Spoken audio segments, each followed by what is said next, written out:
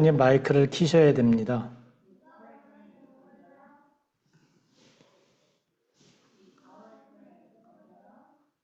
드보라 선교사님 마이크를 키고 말씀해 주세요.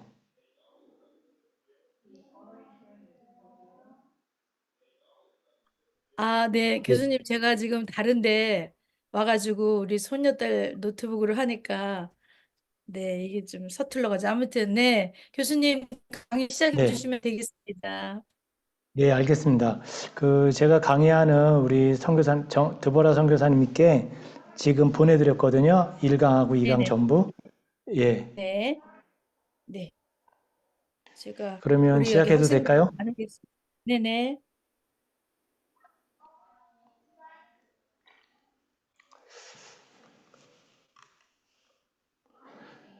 우리 토라 포션 읽기 전에 기도하겠습니다.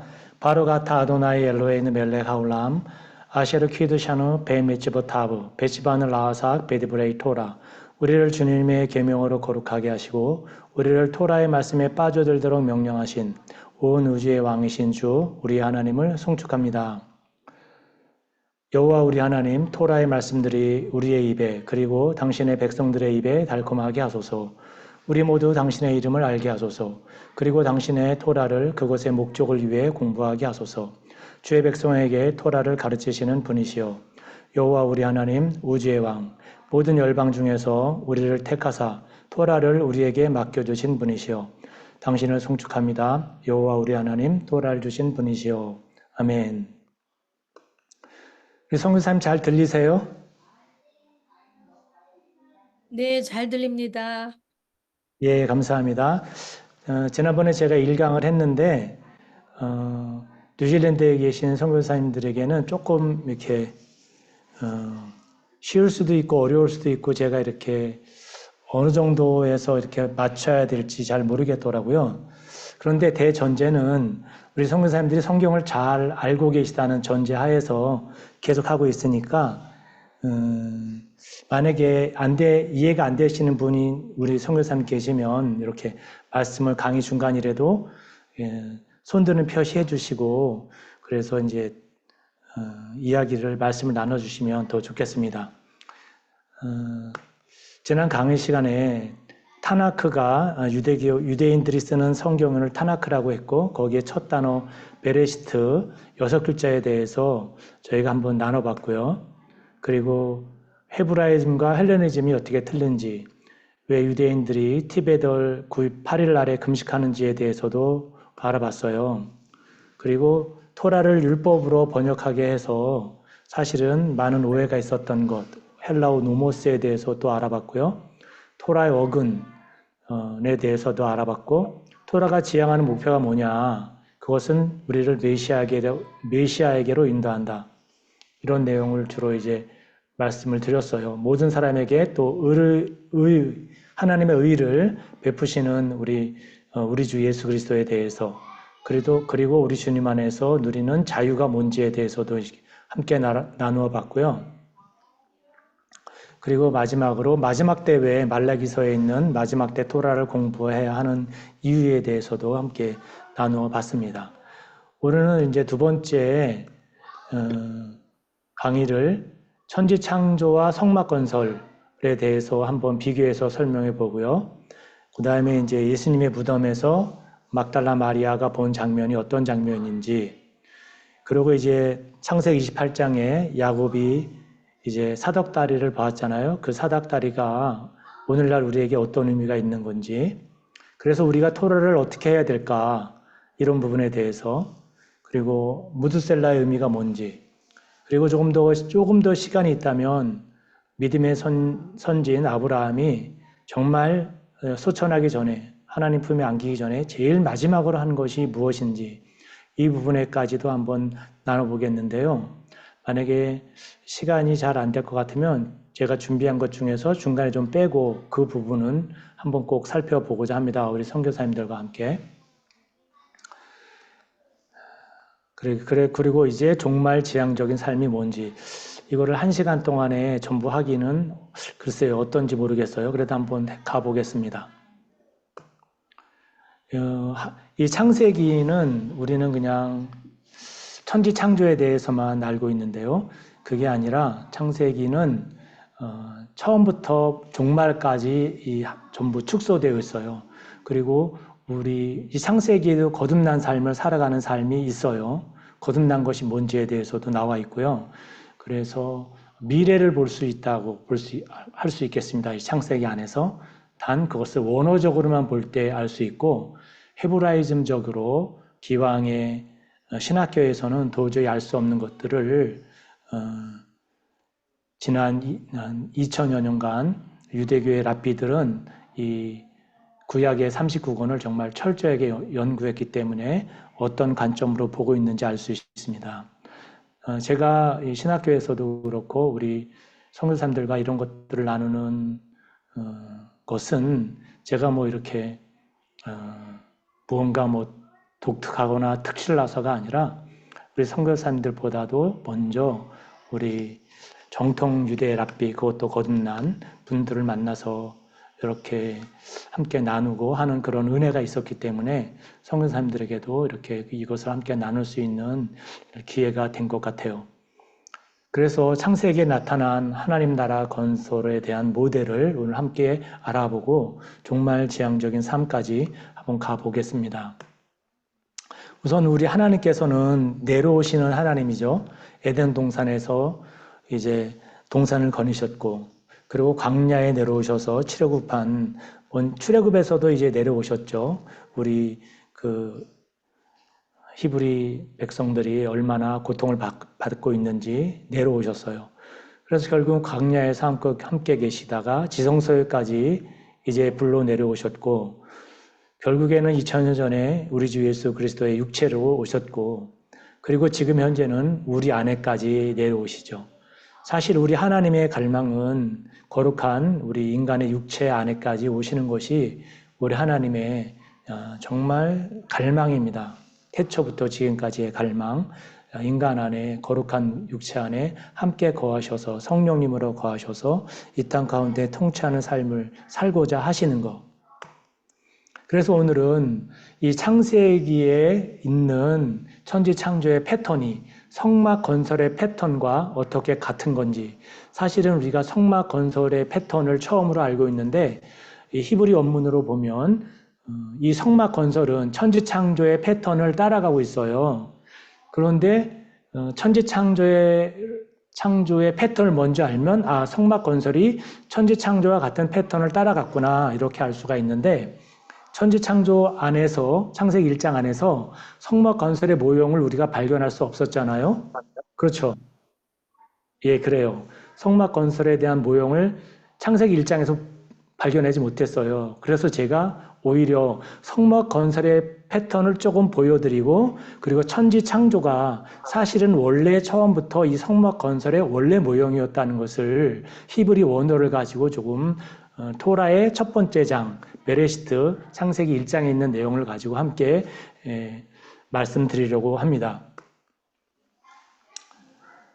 하나님께서 행하신 창조 역사의 순서와 그 형태가 출애굽기에 묘사된 미식한 성막 건설의 설립과 동일한 패턴이다. 사실은 거꾸로 얘기해야 돼요. 아버지가 아들을 닮은 것이 아니라 사실은 아들이 아버지를 닮은 것이죠. 무슨 말씀인지 이해되시죠? 예, 그렇습니다. 이제 소리는 전부 이제 묵음이니까 손으로 이해가 되시면 이렇게 손을 저처럼 이렇게 흔들어 주시면, 예, 좋습니다. 우리 양성 교사님. 그렇게 해주시면 이렇게 소통을 하면서 될 것 같아요. 성막을 잠깐 볼게요. 성막은 이렇게 울타리가 있고, 성막 문이 있고, 번제단이 있고, 물두멍이 있어요. 그리고 이제 가려진 지성소와 성소가 있죠. 여기서 잠깐 말씀드리면 뭐 2분설이다, 3분설이다, 사람이 영혼 육이 있다, 아니다, 영과 혼과 육으로만 있다, 이거 많이 갖고 2분선, 3분설을 싸우는데요. 성막을 보시면 한마디로 알 수 있습니다. 겉에서 보면 안에 하나로 돼 있잖아요. 지성소와 성소가. 근데 커튼을 열어보면 두 개로 돼 있죠. 지성소가 있고 성소가 있고 마찬가지죠. 우리 육체가 있고 이 안에 혼만 있는 것 같지만은 사실 열어보면 영과 혼이 같이 있기 때문에 2분설 그러면 바깥에서 본 거고 3분설 그러면 안에서 본 거예요. 이해되시나요? 이해되시면 손을 이렇게, 예, 맞습니다.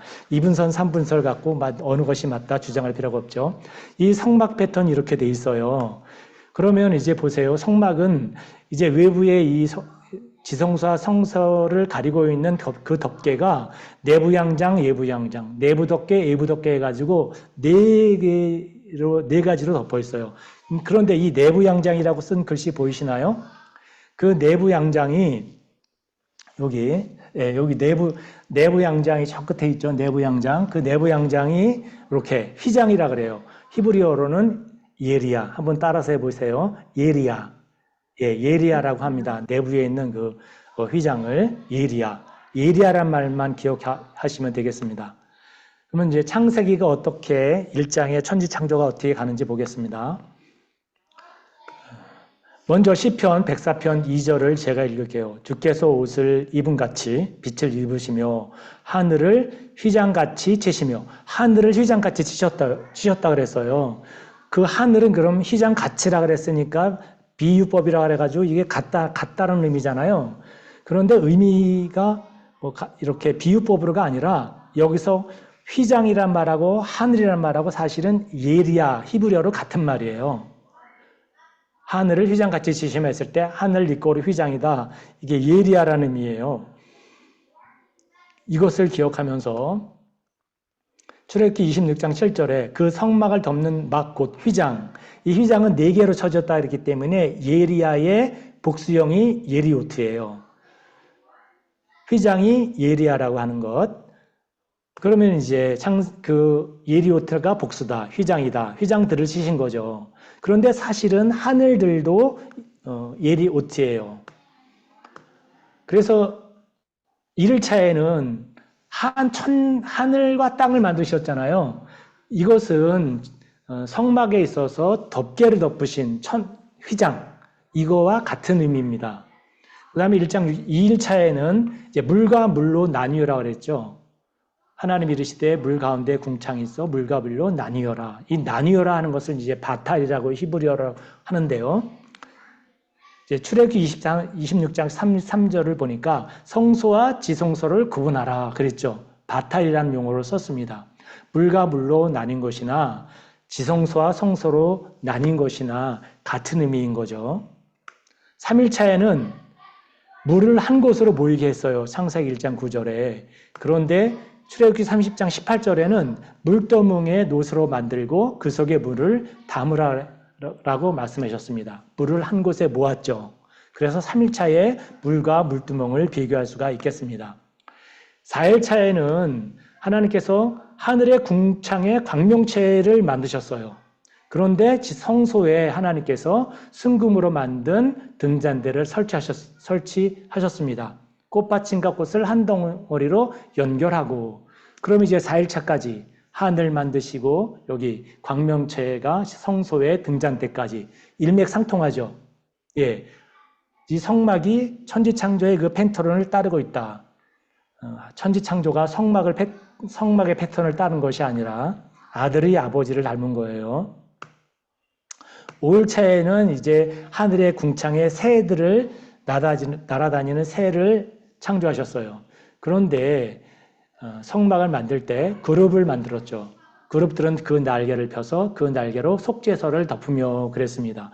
지성소 안에 그 법궤 위에 날개 달린 천사 속죄서를 덮고 있죠. 그래서 새와 그룹들을 이렇게 연결할 수 있고요.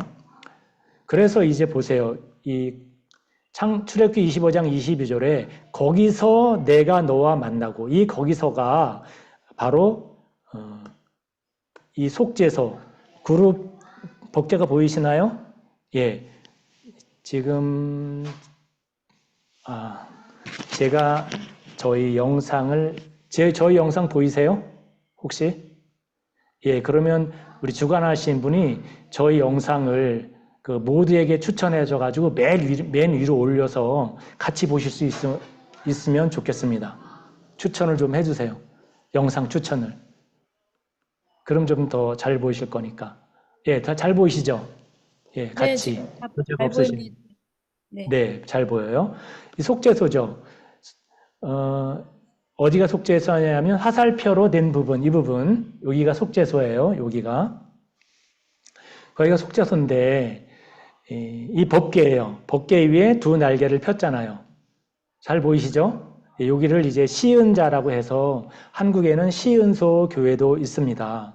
지금 이제 5일차까지 왔어요. 새와 그룹들을 만드는 것까지. 그래서 6일차 가기 전에 잠깐 살펴볼 것이 있습니다. 거기서 내가 너와 만나고 그랬어요. 어디에서? 바로 이 속죄소. 법궤가 있고 그 법궤 위에 두 날개가 있는 천사들이 있고 체루빔 천사가 있고 그리고 천사와 천사의 날개가 만나는 이 공간, 요 공간, 여기에서 하나님께서 우리와 만나 주신다고 약속을 하셨어요. 그러면 이제 무덤으로 달려간 제자들과 마리아를 한번 보겠습니다. 신약으로 와서 요한복음 20장 1절에서 8절은 시간 관계상 제가 설명을 드릴게요. 안식 후 첫날, 이 안식은 이제 토요일을 말하는 것이 아니라 유대인들에게 있어서는요, 무교절도 안식일이에요. 그래서 그 무교일이 요일이 월요일일지 화요일일지 토요일일지 몰라요.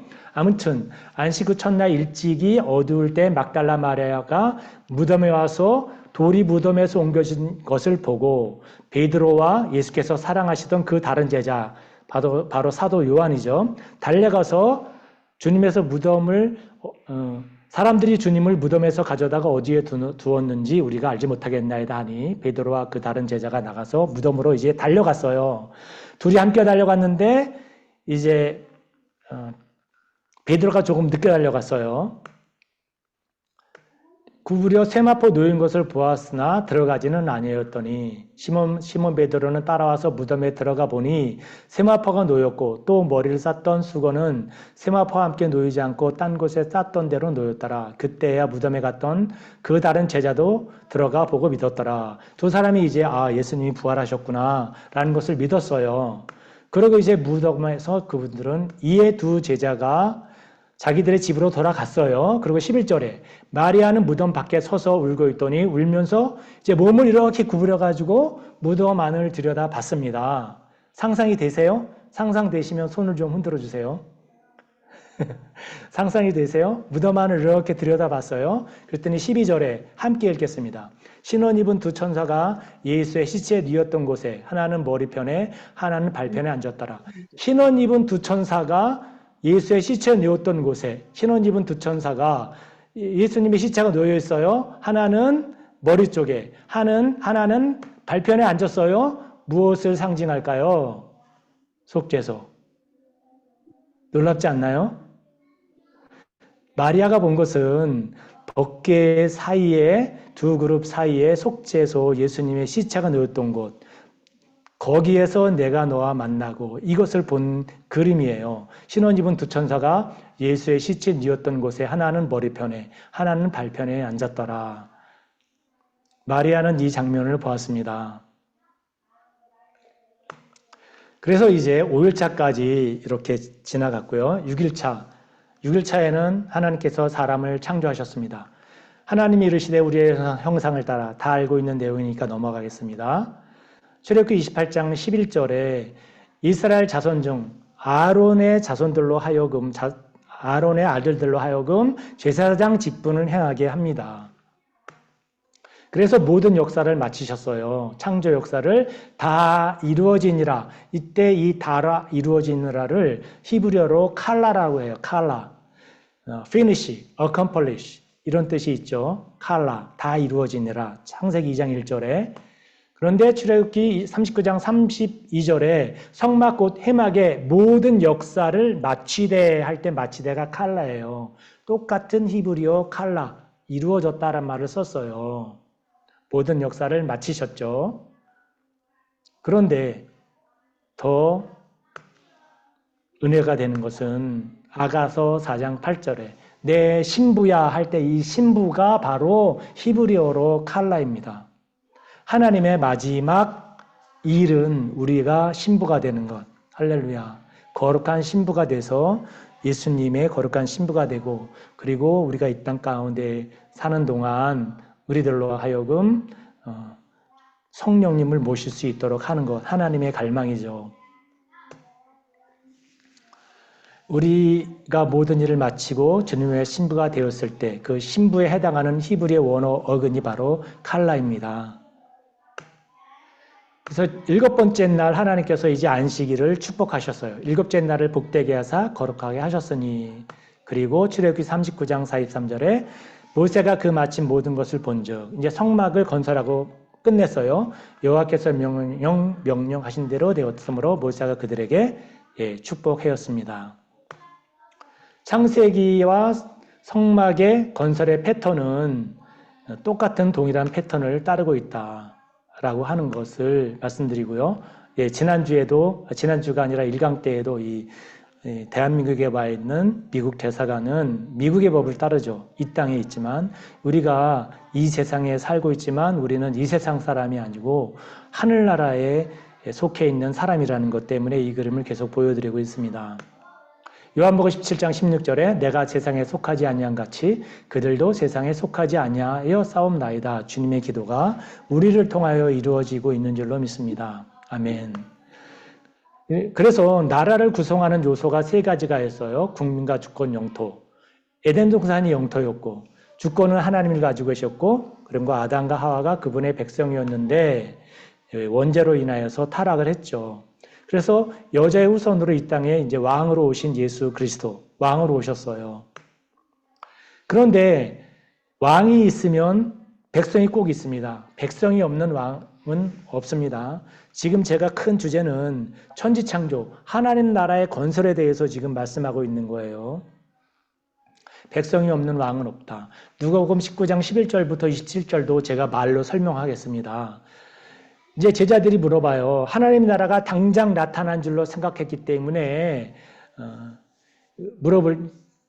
생각하고 있었기 때문에 예수님께서 이제 어떤 귀인이 왕위를 가지고 오려고 받아가지고 오려고 먼 나라로 갈 때 그 종을 불러서 10문화씩 나눠줍니다. 그래서 한 종은 한 문화로 10문화를 남기고 또 한 종은 5문화를 남기고 이런 일이 있고 한 종은 또 그냥 싸매고 있었다가 한 문화도 남기지 않은 종을 만나게 되었죠. 그래서 한 문화를 남긴 사람한 한 문화를 가지고 10문화를 남겼을 때는 10고를 주고 10고를 권세를 주고 5문화 남긴 종에게는 5고를 차지하게끔 했습니다. 그런데 한 문화를 가지고 그냥 있던 종에게는 왕됨을 그것을 빼앗아서 10문화 남긴 종에게 주면서 왕됨을 원하지 않은 원수들을 끌어다가 죽이라고 명령하셨어요. 이 내용이 바로 하나님 나라에 대한 것을 주님께서 말씀해 주신 거죠. 에덴 동산뿐만 아니라 방주, 성막, 이어서 성전, 이것은 하나님 나라의 원형들이고요. 이 원형들이 있는 목적은 딱 하나의 결론인데 그것은 주님께서 오셔서 거기에 거하시겠다는 것이 그것의 목적인 거죠. 그 속에 거하시겠다. 우리 안에 거하시겠다. 그러면 이제 하나님 나라의 건설에 어떻게 건설해 갈 수 있겠느냐. 그 방법론이라고 하기보다는 창세기의 그 방법을 우리에게 알려주고 있는데요. 창세기 28장 12절 말씀을 보겠습니다. 꿈에 본즉 사자들이가 땅 위에 서 있는데 그 꼭대기가 하늘에 닿았고 또 본즉 하나님의 사자들이 그 위에서 오르락 내리락 하고 이제 그 야곱과 그 다음에 리브가 에서 그리고 이삭 결국은 이제 야곱이 고향을 떠나게 되죠. 리브가의 권유로 에서의 그 핍박을 또는 어떤 살해 위험을 피해서 야곱이 이제 떠나게 됩니다. 하란으로 향해서 가게 되죠. 그 중간에 이제 돌베개 베고 잠을 자다가 꿈에 본즉 사닥다리가 땅 위에 서 있는데 그것이 하늘에 닿았습니다. 사자들이 내리락 오르락 한 것이 아니라 오르락 내리락 했어요. 순서가 중요합니다. 먼저 올라가고 그리고 내려왔어요. 사닥다리가 땅 위에까지 있으면서 여기서 사닥다리가 히브리어로 술람이에요. 술람. 사멕, 라메드, 맴 해서 사실은 이 토라 공부하면서 히브리어 22자, 그 다음에 이제 5글자는 그 어미가 바뀌죠. 그러면 총 27가지의 형태가 되는데요. 이 내용을 조금은 우리 선교사님이 알아야지 조금은 쉽게 이렇게 이해를 할 수가 있을 거라고 생각이 됩니다. 그 사닥다리가 술람이라 그래요. 사멕, 라메드, mem히브리어로 그 사닥다리가 위로 이제 하나님의 사자들이 오르락내리락 했다고 그랬습니다. 이것이 하나님 나라 건설에 있어서 어떤 의미가 있는지 함께 살펴보려고 합니다. 먼저 하나님의 사자들이 오르락 내리락 했다고 했을 때 사자들이 말라크예요. 메신저죠. 하나님의 메신저들은 천상의 존재들이기 때문에 땅에서 하늘로 메시지를 가지고 올라간 자들이 천사라고 말할 수는 없어요. 왜냐하면 먼저 올라갔기 때문에. 천사들은 먼저 내려와야 되잖아요. 이것은 바로 땅의 왕국에서부터 하늘의 왕국으로 올라가는 어떤 메시지라고 볼 수 있습니다. 그럼 이 사닥다리는 뭐냐? 이 술람이라고 했을 때 하늘에 오르는 도구가 첫 번째입니다. 하늘에 오르는 도구, 이 술람. 이 술람은 한마디로 말하면 먼저 우리 주님이라고 볼 수가 있어요. 사도행전 4장 12절에 이렇게 말씀하고 있습니다. 다른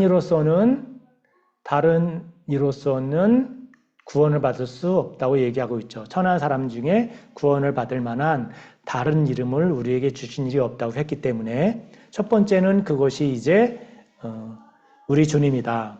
하늘에 올라가는 오르락내리락 하는 것이 우리가 우리 주님을 통해서 하늘 위로 올라갈 수 있잖아요. 두 번째 이제 예수님의 혼인잔치 비유를 먼저 보겠습니다. 사닥다리는 이 땅에 있는 죄 종들이 하루는 도구다. 그게 왜 그렇고 어떻게 그렇게 할 수 있는지를 이제 살펴보려고 하는데요. 먼저 전도서 9장 8절에 잔치에 참석하는 사람들은 어떻게 해야지만이 되는지, 어떠한 태도와 행동을 가지고 있어야 되는지를 이야기하고 있어요. 어떻게? 내 의복을 항상 희게 하며 내 머리에 향기름을 그치지 아니하도록 하라. 전도서 9장 8절에 있는 말씀인데, 연회에 우리가 갑자기 초청받았을 때를 대비해서 손님들은 의복을 늘 준비하고 있어야 해도 의복과 머리에 바르는 기름을 늘 준비하고 있어야 된다 하는 것을 전도서 기자가 이야기해 주고 있는데요.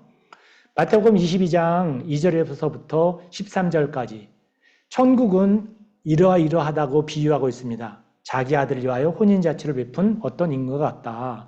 임금들이 이제 손님들을 불러 모았는데 초청한 사람들은 오지 않았어요. 그런데 이제 사거리 길에 가가지고 이제 여러 사람을 불러옵니다.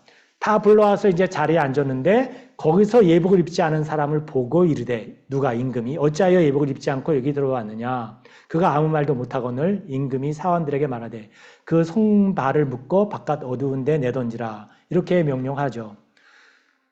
여기서 술람이라고 했을 때 이 술람 사멕, 라메드, 멤 세 글자거든요. 히브리어는 오른쪽에서 왼쪽으로 읽죠. 초청받은 자들이 있던 곳은 어디예요? 농사일로 바쁘고 사업으로 바쁘고 일하고 있었던 바로 이 땅에서 초청을 받았습니다. 어떤 곳? 사단이 주인 노릇하고 우리는 그 사단의 방해를 뚫고 이제 하나님의 명령을 수행하고 그리고 천국을 이루어가는 우리 선교사님들과 저죠. 이 땅은 바로 사단의 주인 노릇하는 그런 곳에서 우리가 일을 하면서 하나님 나라를 확장하고 있죠.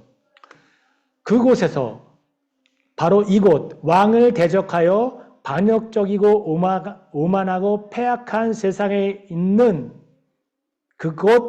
그곳에서 하나님 나라의 진정한 왕이 베푸는 연회에 우리는 참석해야 되는 거죠. 그것을 히브리 언어로 봤을 때, 오른쪽으로 읽었을 때 세우다트 레비아카 말카라고 말을 해요. 세우다트 레비아탄 말카, 이 세 단어는 왕을 대적하여 반역적이고 오만하고 패악한 세상에 있는 자를 위해서 왕을 베푸는 연회를 세우다트 레비아탄 말카라 그래요. 리오야단이란 말 들어보셨죠? 욥기에도 나오는 리오야단. 그것을 히브리 원래 말했을 때 가운데 있는 단어 레비아탄이 바로 리오야단입니다. 세우다트 레비아탄 말카. 이 말카는 말레카에 해가지고 왕이라는 의미고요. 첫판 세우다트는 연회라는 의미예요. 그래서 이렇게 하나님께서 이 땅에서 이제 우리를 위해서 연회를 베푼다는 의미가 술람입니다. 술람, 사닥다리. 그럴 때 어떻게 참석해야 돼요? 예복을 입고 참석해야 되는 거죠. 술람 사다리는 바로 이 땅에서 예복을 입고 하나님의 잔치에 참석하는 우리들. 계시록 19장 8절에서 9절 보겠습니다. 그에게 빛나고 깨끗한 세마포옷을 입도록 허락하셨으니 이 세마포옷은 성도들의 옳은 행실이로다. 바로 이 술람은 토라를 얘기합니다. 왜냐? 우리가 토라의 말씀대로 생활하고 있기 때문에 하나님 나라에 가기 위해서는 첫 번째 예수 그리스도로 인해서 구원을 받아야 되고, 구원받은 우리가 주님의 신부가 되고 성 안에 들어가기 위해서는 성 밖에서 슬피 울며 이를 갈고 있지 않으려면 계시록에 있는 것처럼 성 밖에 남아있지 않고 성 안으로 들어가서 주님의 신부가 되기 위해서는 예복을 갖춰 입어야 되는데, 그 예복이 바로 이 세마포는 옷은 성도들의 옳은 행실이라고 분명히 말씀하고 있습니다. 그러면 이 성도들의 옳은 행실은 무엇으로 우리는 옳은 행실을 가져가야 되냐 하면 바로 토라가 바로 우리의 사닥다리 역할을 하는 것이에요. 어떻게 그렇게 토라가 사닥다리 역할을 하느냐? 사닥다리가 술람이라고 그랬죠. 사닥다리, 사멕, 라메드, mem. 이 히브리어는 모두 숫자 값이 있습니다. 그래서 해석이 안 될 때는 숫자 값을 가지고 해석하는 방법이 우리는 게마트리아, 아마 우리 성교사님들도 많이 들어보셨을 거예요. 이 게마트리아를 보면 사멕은 60 숫자, 라메드는 숫자 30, mem은 40, 그래서 130이에요. 숫자 값이. 그런데 130이 바로 시나이 할 때 시내산이 132 숫자 값입니다. 사멕 60, 요드 10, 눈 50, 요드 3, 또 10, 그래서 130이 되겠습니다. 시내산에서 토라를 받은 것을 암시하는 거예요. 이 사닥다리, 바로 술람이 창세기 28장에 나오는 그 사닥다리가 토라를 암시한다는 것입니다. 지상에서 하늘나라로 가기 위해서는 예수님이 오기 전까지는 토라를 가지고 하늘나라에 가는 것이고요. 주님이 오시고 난 다음에는 우리가 예수 그리스도를 통해서 하늘나라에 가지만, 뿐만 아니라 이 토라가 구원의 조건은 아니에요. 구원의 조건은 철저하게 우리 주 예수 그리스도를 믿어야 되는 것이고, 그 다음에 성 안에 신부로 들어가기 위해서, 성 밖이 아니라, 그렇기 때는 옳은 행실이 돼야 되는데, 그럴 때는 우리가 토라, 하나님의 말씀의 지치, 인생 사용 설명서, 결혼 생활 지침서, 이 토라를 가지고 우리의 삶을 살아가야 된다는 말씀이죠. 토라는 하나님 나라 건설을 위한 도구다. 그럼 토라를 어떻게 해야 되는가? 제가 이러한 말씀을 우리 목사님들에게 함께 이제 이런 내용을 가지고 나누는데요. 어느 목사님 그러시더라고요. 토라를 어디까지 이해해야 됩니까? 하면서 화가 나셔가지고 벌떡 일어나셔서 말씀하시더라고요. 그래서 제가 이런 말씀을 드렸습니다. Do what you can do. Do what you can do. 우리가 할 수 있는 거 말아. 예를 들어서 우리는 이방인이에요. 제사장이 아닙니다. 제사장이 할 일이 토라에 나와 있죠. 그리고 우리 선교사님들은 우리 이제 여자 선교사님들도 있고 남자 선교사님들도 있고, 토라에는 여자가 가는 것도 있고 또 남자가 가는 것들도 있고, 이런 여러 가지가 있는데, 제사장이 아닌 사람이 제사장 거를 하려고 할 필요는 없겠죠. 또 성전이 없는데 제사 지낼 이유는 없겠죠. 우리가 할 수 있는 것만 하면 되는데, 내 마음대로 하라는 의미는 아닙니다. 내 마음대로 하라는 의미가 아니라 성경에 있는 그대로 따라가되, 지금 현재 할 수 없는 것들은 하지 말고 내가 할 수 있는 것을 하라고 이렇게 말씀하고 있습니다. 그래서 토라는 온 인류를 하나님과 화해하는 길로 인도하는 내비게이션이고, 우리는 토라를 얼마나 이해하고 지켜야 하는, 지키는 것에 방점을 지키는 것이 아니라 올바른 이유를 가지고 토라를 대해야 된다 하는 것에 방점을 찍어야 되겠죠.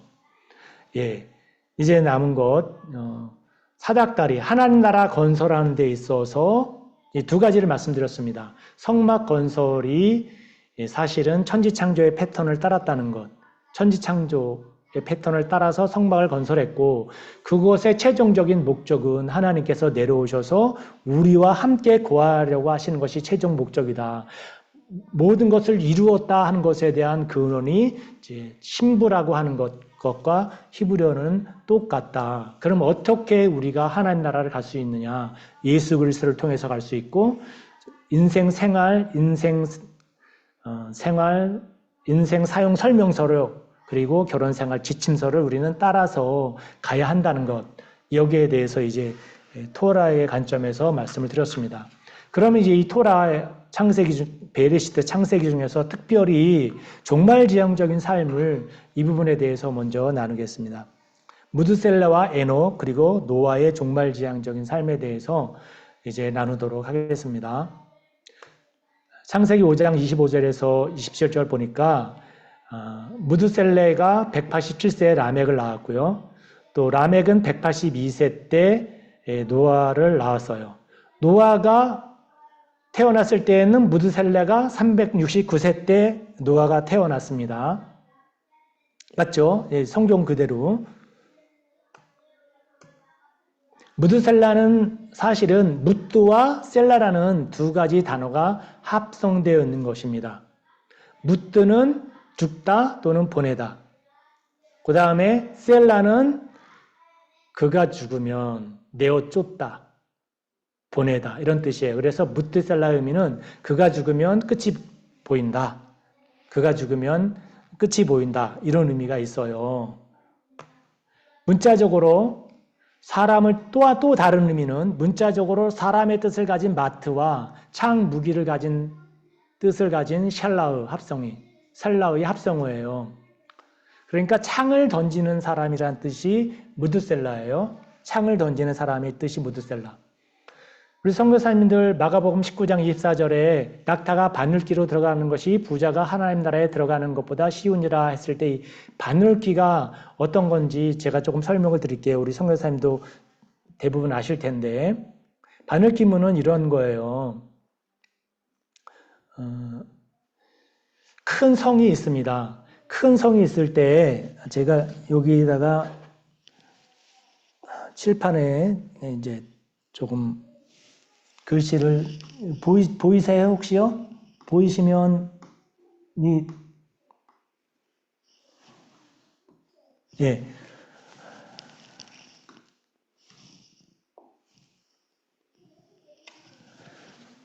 우리 성교사님들 보이시면 말씀해 주세요. 제가 글씨가 글씨만 보입니다. 네. 지금 목사님께서 쓴 거는 안 보이고요. 여기 예. 낙타가 바늘기로 들어가는 것이 부자가 하나님 나라에 들어가는 것보다 쉬우니라 이것만 보입니다. 네, 그렇죠. 그러면 제가 조금 이제 굵게 했습니다. 이렇게 굵게. 예, 굵게 보이죠? 이제 성이 이렇게 있어요. 그럼 이제 성문이 있고요.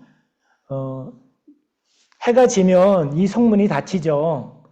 그렇죠? 근데 해가 지고 난 후에 성에 도착한 낙타를 끌고 이제 먼 곳에 갔다가 해가 진 후에 들어오는 사람들은 이 성 안으로 성문을 통해서 정식 성문을 통해서 못 들어가니까 조그만 문이 하나 또 있어요. 이것을 이제 한마디로 말하면 죄송해요 이런 표현을 해가지고 쪽문 또는 이 쪽문이 있어요. 이 쪽문에 이제 도달해가지고 여기에 이제 사람이 지키고 있습니다. 이 쪽문에 낙타가 도착했어요. 낙타가 도착해가지고 짐을 싣고 있으니까 이 낙타 주인이 짐을 다 내려서 다 이 쪽문으로 들여보냅니다. 그러면 맨 나중에 이제 낙타를 여기로 간신히 꽉 채워서 이제 이 무트셀라는 여기 이 문 지키는 사람 이름이 무트셀라예요. 요 지키는 사람이 낙타를 안에서 잡아다니고 그 뒤에서 이 사람이 상인이 이제 낙타를 밀고 해가지고 간신히 들어가요. 그렇지 않겠어요? 그래서 이제 낙타가 바늘기로 들어간다. 이 내용이 바로 이 바늘귀문이 큰 성문 옆에 있는 쪽문을 바늘귀문이라고 그래요. 그리고 요 바늘귀 민원을 지키는 사람을 무트셀라라고 말을 합니다. 그런데 이 성에 정말로 많은 군대가 쳐들어왔어요. 군대가 쳐들어왔으면 이 무트셀라가 보다가 전멸하지 않으려면 창을 던집니다. 이 조그만 문 바깥으로 무트셀라가 항복입니다 하고 창을 휙 던져요. 바깥으로. 그러면 항복의 표시예요. 그래서 창 던지는 자. 그래서 무트셀라가 창을 던졌을 때는 이제 이 성은 멸망이죠. 예. 다시 이제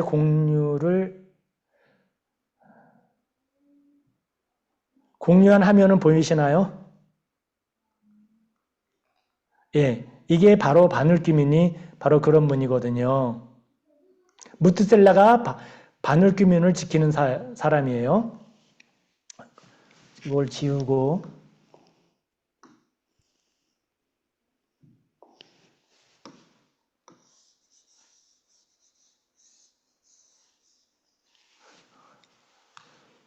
노아 홍수를 보겠습니다. 노아가 몇 세 때? 노아 나이 600세 때 홍수가 있었죠? 무트셀라 나이 몇 세 때 태어났다고요? 조금 아까 배웠죠? 369세 때. 그러면 무트셀라가 몇 세 때 죽었어요? 969세 때. 그래서 무트셀라가 죽자마자 홍수가 시작된 거예요. 정확하죠? 잘 이해가 안 되시면 다시. 무트셀라 369세 때 노아가 태어났고 홍수는 노아 나이 600세 때 시작되었어요. 그 해에 무트셀라가 죽었습니다. 무트셀라가 죽으니까 홍수가 시작되었습니다. 정확하게 일치하죠. 그러면 에녹을 보겠습니다.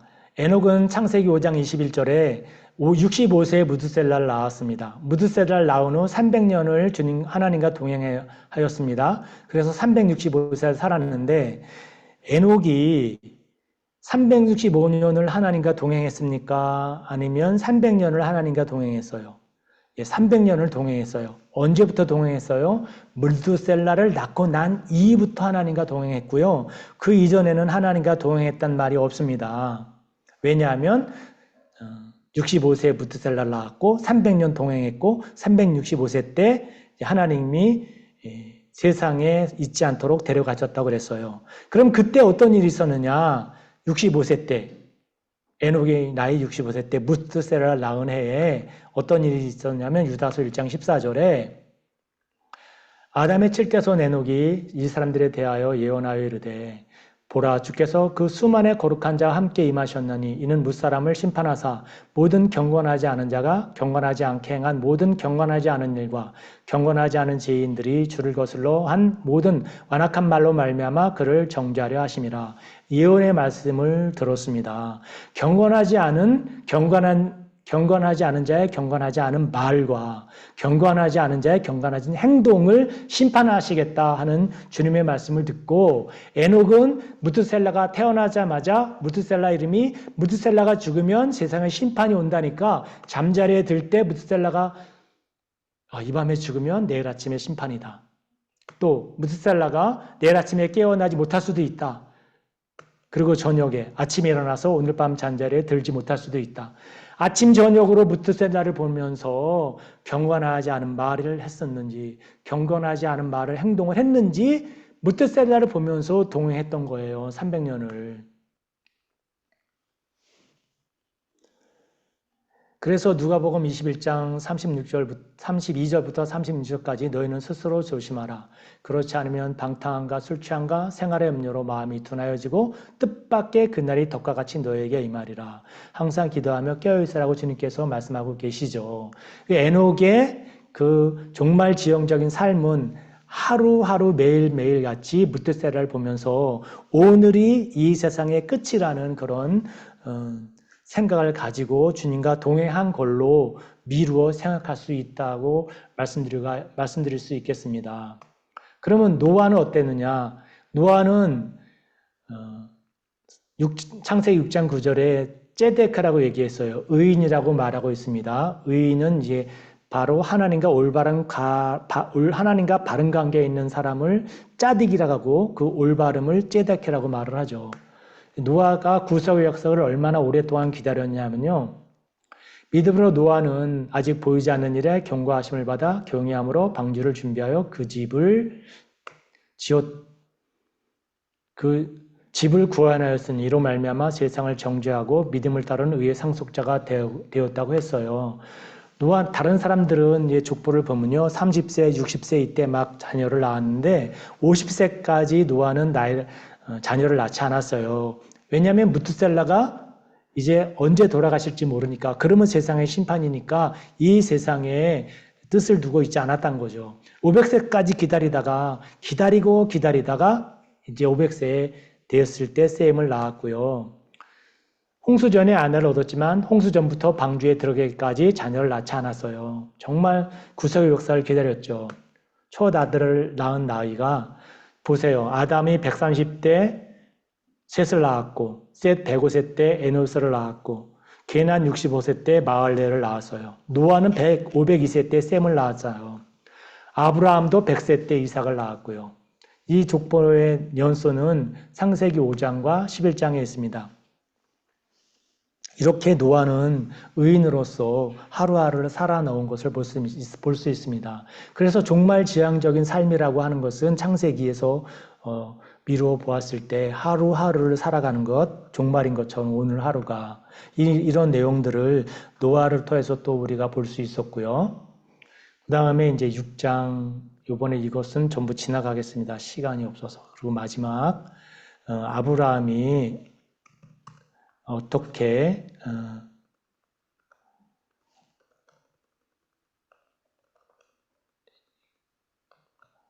아브라함이 생전에 마지막으로 한 일, 이 내용을 함께 짧은 한 10분 동안, 10분이 넘어가면 안 되죠? 우리 성교사님. 괜찮습니다. 어떨까요? 괜찮습니다. 예? 괜찮다고. 아, 네, 네. 예? 괜찮죠? 괜찮으시면 손 좀 이렇게. 제가 너무 무리를 하나요? 예, 제가 좀 무리를 하고 있는 것 같아요. 원래 멀리 계셔가지고, 그래도 조금이라도 더 이렇게 제 욕심인가 모르겠습니다. 아브라함의 생전에 마지막으로 한 일을 이제 끝으로 살펴보려고 합니다. 창세기 25장 이제 1절에서 2절을 보니까 아브라함이 후처를 맞이하였으니 그의 이름을 그들로 하라. 그가 시므람과 육산과 무단과 미단과 이스박과 수아를 낳고, 아브라함에게는 이제 같이 산 사람이 이제 세 사람이었어요. 하갈과 그 다음에 사라와 그리고 그드라였고. 그런데 이제 마지막에 이제 하갈에게서 이스마엘을 낳았고 사라에게서 이삭을 낳았죠. 그드라를 통해서는 시므란, 욕산, 무단, 미디안, 이스박, 수아 이렇게 6을 낳았습니다. 그드라를 통해서. 근데 이제 5절을 보니까 아브라함이 이삭에게 자기의 모든 소유를 주었고 자기의 서자들에게도 재산을 주어 자기 생전에 그들로 하여금 자기 아들 이삭을 떠나 동방 곧 동쪽 땅으로 가게 하였더라 그랬습니다. 여기 창세기 25장 5절에서 6절이 세 가지 중요한 단어가 나오는데요. 그 첫 번째는 생전에, 두 번째는 이삭을 떠나, 세 번째는 가게 하였더라 합니다. 이 생전에 이삭을 떠나 가게 하였더라. 이 세 가지를 오늘 함께 말씀드리려고 해요. 먼저 여기에 소유가 나옵니다. 소유가 나오고 재산이 나오죠. 그럼 소유는 뭐냐 하면 부동산을 말합니다. 땅이라든가 건물, 이 부동산이죠. 이것을 소유라고 표현을 하고요. 재산은 동산을 말합니다. 기증품, 예를 들면 이제 보석이라든가 현금, 오늘날로 말하자면 이게 동산에 속하죠. 이런 내용을 이제 염두에 두고 생전에 그랬습니다. 아브라함 생전에. 아브라함은 하나님으로부터, 주님으로부터 약속을 받았습니다. 이삭의 씨라야지만이 된다라는 것에 대해서 철석같이 이제 약속을 받았습니다. 그래서 첫 번째 생전에 아브라함이 한 일은 살아있는 동안에 하나님의 뜻을 이루어야 된다. 이삭의 씨가 진짜 이 땅의 모래보다도 많게, 하늘의 별들보다도 많게 이렇게 열국의 아버지가 되겠다라고, 이삭의 씨라야지만이 된다고 약속을 얻었습니다. 그래서 이제 아브라함이 그 하나님의 언약을 이행하기 위해서 살아있는 동안에 그 하나님의 뜻을 이룰 준비를 하는 거예요. 살아있는 동안에. 어떻게? 이제 이삭이 이제 나이가 많아서 연로해서 이제 죽게 되면 재산 다툼이 일어나겠죠. 왜냐하면 이제 사라를 통해서 이삭이 태어났고 그드라를 통해서 6 사람이 태어났어요. 그러면 이제 아브라함이 죽는다. 그러면 이삭과 7 사람과의 이제 재산 다툼이 일어나겠죠. 그렇죠? 이삭보다 서자들이 더 번성할 것처럼 보였어. 왜냐하면 그 그드라의 아들들 6명이 달겨들면 이삭이 견뎌내지 못할 것 같아요. 그래서 서자들한테 이렇게 어떤 다툼이 일어나면 질 것이 뻔해요. 그래서 아브라함이 이제 죽기 전에 내가 이걸 정리해야 된다. 이삭이 어떻든 간에 이 6 사람을 제치고 살아남고 번성해야 된다. 이러한 철저한 그러한 신앙을 가지고 있었어요. 그래서 생전에 뭔가를 해야 되겠다. 죽으면 끝이다. 6대1로 이삭은 이제 서자 취급 당할 것이다. 본처의 아들임에도 불구하고 이런 생각이 아주 꽉 차 있었어요. 그래서 생전에 뭔가를 해야 되겠다. 어떻게 했을까요? 생전에 6 아들들이 후초들이 이삭을 떠나도록 합니다. 그드라를 비롯해서 자기 아들 이삭을 떠나 아브라함을 떠난다고 말을 하지 않았어요. 아브라함을 떠나는 것이 아니라 이삭을 떠나는 것. 아브라함의 목표는 하나님의 뜻을 이루는 것인데 그것은 이삭이 이 땅에서 어떻든지 간에 그 아브라함에게 하나님께서 주신 가나안 땅에서 머무르는 것, 그 부동산을 끝까지 지키는 것, 이것이 아브라함이 죽기 전에 이삭을 통해서 꼭 이루어야만 되는 것. 그래서 그드라가 낳은 6 형제들이 반드시 이삭을 떠나야 된다. 모두가 이삭을 떠나고 이삭이 가나안 땅에서 하나님의 나라 이스라엘을 이루고 메시아가 이 땅에 오게 하시려는 하나님의 의도를 생전에 이루게 하기 위해서는 이삭은 그 자리에 있고 6 형제를 떠나보내야 된다는 것이죠. 그러면 어떻게 해야 돼요? 이삭의 주변을 정리시켜야 되겠다. 아브라함 죽기 전은 바로 생전에 이삭 주변을 말끔히 정리하게 됩니다. 떠나보낼 때 이것이 하나님의 뜻이라고 빈손으로 보내지 않았어요. 재산을 주고 재산을 주고 떠나보냈습니다. 소유를 줬다고 하지 않고 재산을 줬다 그래요. 소유는 부동산이고 재산은 귀중품이라고 그랬잖아요. 그 다음에 또 하나는 3번째, 가게 하였다라고 그랬어요. 얼마나 가고 안 가려고 그랬겠어요. 그랬으니까 아브라함이 가게 하였더라. 이것은 아브라함이 제발 가. 내가 이만큼 줄게. 있는 거 다 줄게. 제발 가. 이삭에게 남은 거는 땅과 건물밖에 없습니다. 모든 것을 다 줍니다. 그드라와 6 형제에게 다 줘요. 그러고선 가게 하였더라. 제발 떠나. 여기 떨어져서 살아. 요즘도 요르단에 가면 그 요르단 사람들은 아브라함의 후처 그드라의 자손들이라고 얘기를 합니다. 그드라의 자녀들은 안 가려고 발버둥 쳤을지도 모릅니다. 그 발버둥 쳤었던 것을 가게 한 것이 바로 가게 하였더라. 이 단어 하나가 우리를 짐작하게 합니다. 부동산을 남기고 재산을 주니까 그래도 마지못해 떠났을 것이라고. 아브라함은 다 줬어요. 아마 아까운 마음이 들었을지도 모르지만 서운한 마음, 아까운 마음 다 버리고 떠나보내게 했습니다. 여기서 우리 아브라함의 신본주의가 나오는 거죠. 당시 법으로는 서자에게는 재산을 하나도 주지 않아도 되었어요. 그럼에도 불구하고 이삭으로부터 멀어지게 하기 위해서 재산을 주어서 떠나게 했습니다. 한 푼도 주지 말고 가게 했어도 되는데 사람의 법을 따르지 않고 하나님의 뜻을 따르도록 했습니다. 그래서 그드라의 자손들은 이제 떠났습니다. 왜냐하면 충분한 보상이 있었기 때문에. 아브라함 자신이 봤을 때에는 정말 아까운 사람들이고 아까운 물질들이었어요. 그럼에도 불구하고 다 주어서 보냈습니다. 왜냐하면 하나님께서 이삭을 축복해 주실 것이라는 것을 믿었을 것이라고 생각을 해요. 아니나 다를까 창세기 25장 11절에 아브라함이 죽은 후에 하나님이 그의 아들 이삭에게 복을 주셨고 이삭은 부엘라헤로 이 근처에 거주하였더라. 그리고 26장 12절 13절에 이삭이 그 땅에서 농사하여 그의 100배나 얻었고 여호와께서 복을 주심으로 그 사람이 창대하고 왕성하여 마침내 거부가 되었다.